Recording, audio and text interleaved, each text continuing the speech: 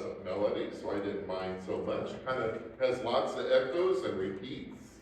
Comes straight out of James 4, and perhaps you remember hearing it one time or another. Humble yourself in the sight of the Lord. Humble yourselves in the sight of the Lord. Humble yourself in the sight of the Lord. Humble yourself in the sight of the Lord. And he will lift you up higher and higher, and he will lift you up. There, that's kind of nice, wasn't it? This underscores that humility is the finest hallmark of Christians who follow the faith. That's exactly what you're doing this Thursday for the community meal and all the service work that you're doing. You're acting out of your own humility. Yeah, we can get it done together. And you can spot a person who humbles themselves a mile away, can't you? For their spirit compels you to draw near to them, and ultimately the way that you can be drawn to Christ, for they embody the love of Jesus. For those of you who weren't at church camps or Sunday school to sing Humble Yourself in the Sight of the Lord, maybe you were at Honky Tonks and you remember Mac Davis, who famously sang, "Oh Lord, it's hard to be humble when you're perfect in every way. I can't wait to look in the mirror, 'cause I get better looking each day. Oh Lord, it's hard to be humble, but I'm doing the best that I can." I had to admit a verse because it wasn't quite churchy. In therapy and in spiritual direction work, we know that seeking humility is a serious primary endeavor that the therapist or the pastor, counselor will work with somebody. We call it destruction of the ego, which is what we're trying to do. For how lost and empty one can feel when all that they thought made them special is taken away. So when they're left with everything that they thought that made them special is gone. Oh, the pain also when reading the first hard truth of Christianity, which is, you're not that important. Wow, all these are kind of gut punches that life socks to us from time to time. It is a gut punch. Life can be a gut punch, right? But we are called to use those punches to grow into faith. In fact, it's the first of the deadly sins, pride, right? The way we can grow is to get rid of our pride that can make us feel superior, that can make us want to be first. But we are told ourselves to reach into the loving arms of Jesus Christ rather than relying on ourselves. But just being held will in turn give us all the strength and all the power and everything that we need to become truly special and to accomplish all that we set out to do. But do our collective egos kind of still hang on the concept that being successful means that we have to be out in front, that we have to seek all the attention and glory, even that which is deserved? But humility is at the heart of our two main apostles, Paul and Peter. We give them a lot of attention and glory, don't we, when we think about faith, pioneers of our faith. But here they're saying, don't do that. We're just humble servants. We're trying our best.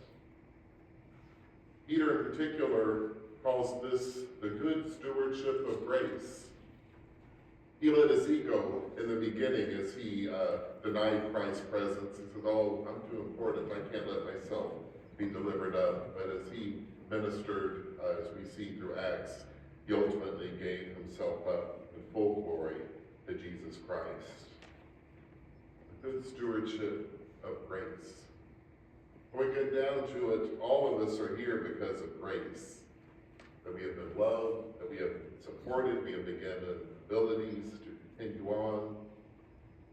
And with those blessings, we know that we aren't to hoard or to brag about our gifts, but we shall use them as our standard of value for giving it all away through our servanthood. It's like what Peter does in verse 11. It says, whoever speaks must do so as one speaking the very words of God. You heard that verse before. Can you imagine? What if everything that we say is understood to come straight from the mouth of God? What we say to our neighbors, to those who may have voted the other way. Do they hear the grace of God, the very words of God coming from our mouth? Why? Does everything that comes out of our mouth and lips stand in as God's very words? Well, that's an incredible and high threshold, right? Means no more words of anger, no more words of hate, no more harsh words of violence or blood or body parts or ethnicity or differences, orientations. Man, it's hard. It's seemingly impossible. Perhaps Google Translate can help us with that. I was at a conference and a man was painting the railing or whatever, and I was being friendly and I spoke a few words, and he said, wait a minute. He got out his phone and he put it to Google Translate. He couldn't speak a lick of English. He spoke Spanish. So what I said, the phone listened, and then he could read it, and then he said something that I read on the phone. What a blessed gift to meet that man who took enough care to say, yeah, I'm happy to be in relationship with you. So maybe Google Translate could take all that we say and kind of reword it into blessing. Would that be handy? Whatever I want to say, people will see what they actually need to hear. But, we shouldn't even ask for that. It should come from our very soul, the very words of God. But what if all that one hears when we speak isn't coming from a worthy vessel? What if we haven't humbled ourselves to reach that point? But even so, I think God allows us to hear the words of peace that we need to hear from other people who speak the same, but also in kind of roundabout way, even if we get the words wrong, the phrasing wrong, I think someone will hear your heart when you welcome them into your homes, perhaps, or receive their hospitality this week. And may all of our conversations around the Thanksgiving table reflect what God would have us say, what God would say.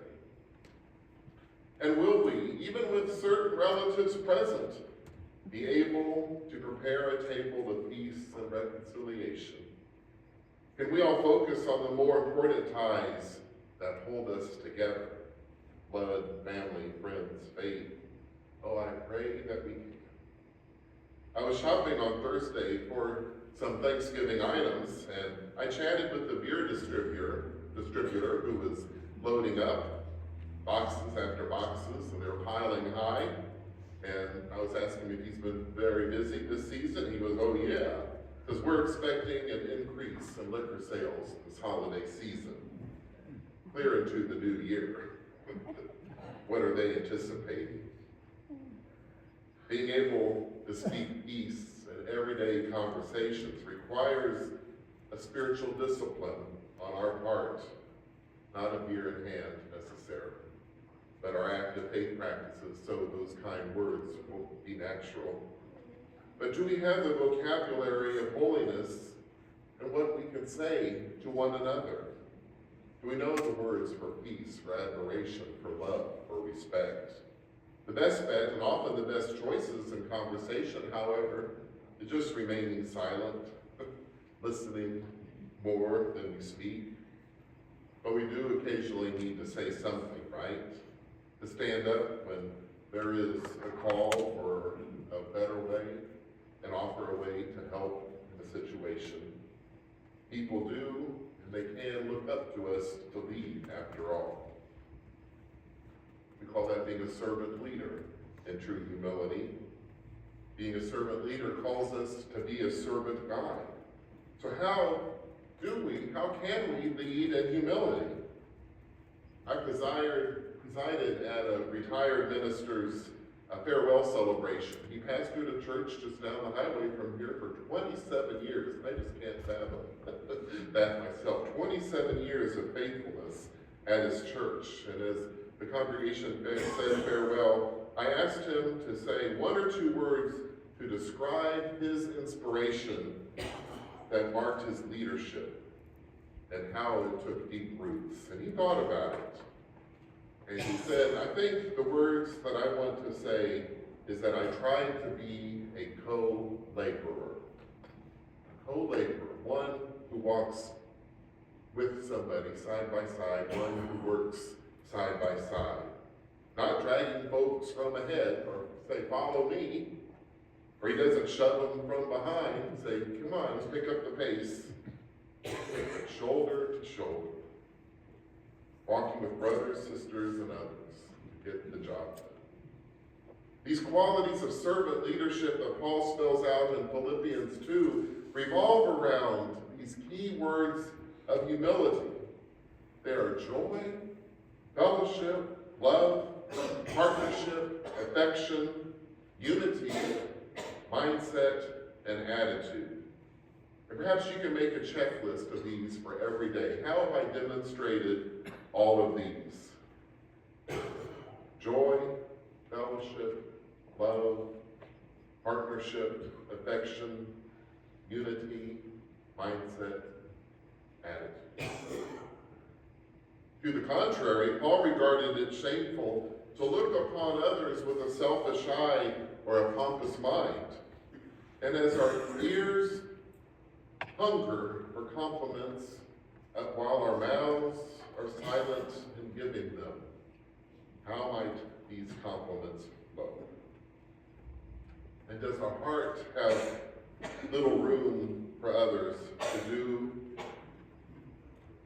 what we have to do? And will we just have to rely only on our arms to lift ourselves up? Or will someone else's love just kind of have us float from the chair? Do we bear another's attitudes to help them fly? Among these positive endeavors, I invite you to be mindful to don't create what again therapists call, pastors call, a golden shadow. A golden shadow that's inside yourself. That's kind of a strange term. We kind of have sometimes darker shadows, little things that we're kind of ashamed or not ready to admit. But there's goodness also inside of us that we don't admit as well. That we kind of keep under a bushel, like a light, that Jesus had something to say. He says, do you want your light to shine or do you keep it hidden? He says, no, it's okay to let your goodness and your love shine. Let that golden shadow emerge so that others will see that the gifts that God has given you are given to you precisely because you are willing to share them with others. Joan Chittister, one of my favorite spiritual authors, writes, this is from her book called Wisdom Distilled from the Daily.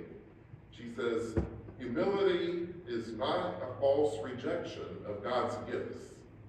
To exaggerate the gifts we have by denying them may be as close to narcissism as we can get in this life. No, humility is the admission of God's gifts to me and the acknowledgement that I have been given them for others. Humility is the total, continuing surrender to God's power in my life and in the lives around me. For this reality, for this give and take of the love of Jesus Christ, now I am truly grateful. And I'm grateful to share this